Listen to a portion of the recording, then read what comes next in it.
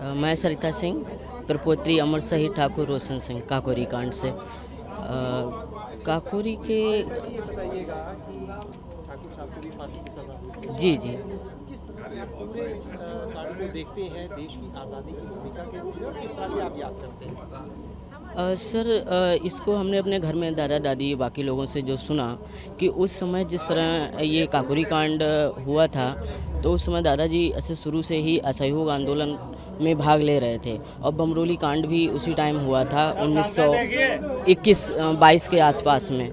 तो ये शुरू से ही बड़ा वीर साहसी और लोगों की मदद का कार्य किया करते थे। और उसके बाद में जब इनको असहयोग आंदोलन में 2 साल की सज़ा हुई, तो बरेली में जब इनकी मुलाकात विष्णु शरण से हुई थी, जो कि एचआरए के सदस्य थे। फिर इन्होंने उनके शरण में आके एक अपने क्रांतिकारी पूरा रफ्तार पकड़ ली थी। फिर ये बिस्मिल जी से मिले।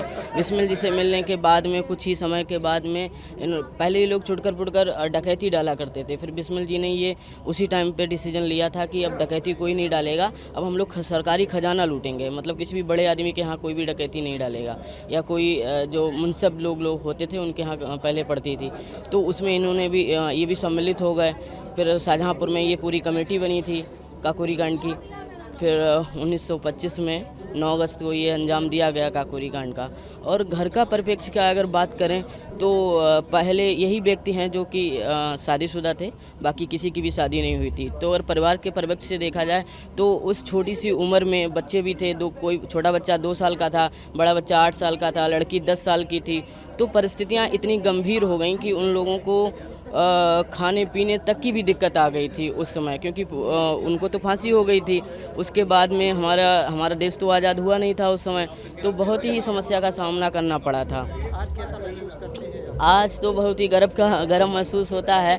और फिर देश आज़ाद हुआ, और ख़ासकर अभी ये जो नई सरकार बनी है इसमें शहीदों को बड़ा सम्मान दिया जा रहा है। उस परिवार से आते हैं, ऐसे में किस तरह से महसूस करते हैं? बहुत ही गौरवान्वित महसूस होता है जब ऐसे इस ब्लड से मैं हूँ, तो अच्छा लगता है, बहुत बढ़िया महसूस होता है मुझे। मैं शहीद वतन अशफाकुल्लाह खां पौत श्री आफाकुल्लाह खां शाहजहाँपुर से आता हूँ, जहाँ पे शहीद अशफाकुल्लाह खां को फैज़ाबाद में जब फांसी हुई थी वहाँ ला के दफनाया गया था अपने ख़ानदानी कब्रिस्तान में। जी सर, कैसा महसूस करते हैं? उस परिवार से आप आते हैं, देश की आज़ादी में इस पूरे कांड की भूमिका किस तरह इन चीज़ों की? नहीं, काकोरी कांड की भूमिका बहुत ही बड़ी थी। अंग्रेज़ इतना डर गए थे कि वो भागना शुरू कर दिया था उन्होंने लंदन में। अशफाकुल्लाह खां और शहीद राम प्रसाद बिस्मिल ये बहुत ही पक्के दोस्त थे, और हमारा आर्य समाज मंदिर इस बात का गवाह है कि लोग वहीं बैठ के एक ही थाली में खाना खाते थे। अशफाकुल्लाह खां वहाँ नमाज पढ़ते थे और राम प्रसाद बिस्मिल पूजा करते थे। तो आज इनकी दोस्ती की मिसाल ऐसे प्रोग्रामों में देना चाहिए ताकि हम लोग में जो एकता बनी रहे, सब पूरे हिंदुस्तान में एकता बनी हो। एकता होगी तभी हमारा हिंदुस्तान खूबसूरत होगा। कैसा महसूस करते हैं खुद को उस परिवार का हिस्सा पाकर? मैं बहुत ही गर्व महसूस करता हूँ कि ऊपर वाले ने मुझे उसके घर में पैदा किया, जिससे कि आज हमारा नाम उनके साथ जुड़ गया। देश में आज़ादी की 75वीं नहीं, बहुत अच्छी बात है, देश की 75वीं आज़ादी बनाई जा रही है। और हम कहते हैं हर साल शहीदों प्रोग्राम करते रहना चाहिए। बुकों में जो है शहीदों के किस्से लाना चाहिए, जिससे कि हमारी अगली जनरेशन जान सके कि हमने कैसे हिंदुस्तान कैसे आज़ाद हुआ। खाली अहिंसा से नहीं, बहुत इसमें लोगों की जानें गई। 1857 से लेकर 47 तक हज़ारों लाखों अनगिनत लोग फांसी पे चढ़ा दिए गए।